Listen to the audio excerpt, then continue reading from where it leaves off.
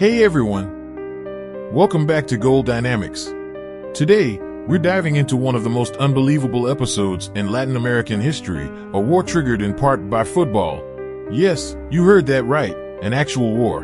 But how could a sport as beautiful as football lead to an armed conflict between two countries? Let's find out.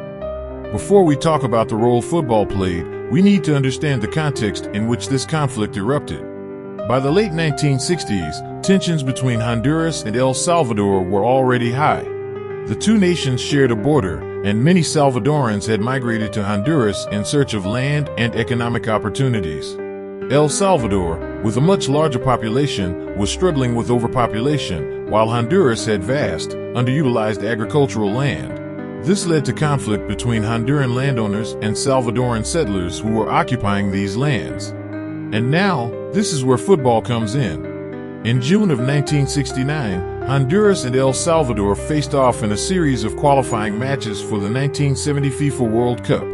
What should have been just another sporting event quickly became a symbol of the rivalry between the two nations.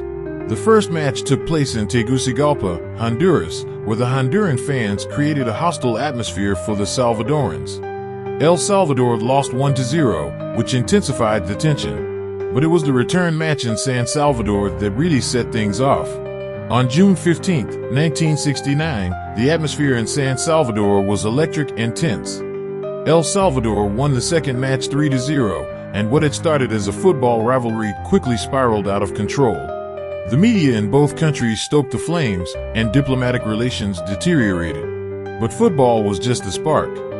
Beneath this, there were deep-rooted issues like migration, land disputes, and rising nationalism. On July 14, 1969, just a month after the final football match, El Salvador's military launched an invasion of Honduras. This conflict became known as the Football War or the 100-Hour War. The war lasted 4 days and resulted in the deaths of around 2,000 people, with thousands more displaced. Eventually, the Organization of American States, OAS, brokered a ceasefire, but the damage had already been done. Although the football matches were the immediate trigger, the war was really about much deeper political and social issues. It took over a decade for both nations to fully resolve their border disputes, and the scars of the conflict still remain in the collective memory of both countries.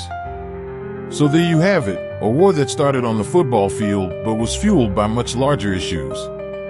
If you found this story interesting, don't forget to like this video, subscribe to channel name, and hit the notification bell so you don't miss any of our deep dives into the strange and fascinating parts of history. Thanks for watching, and see you next time.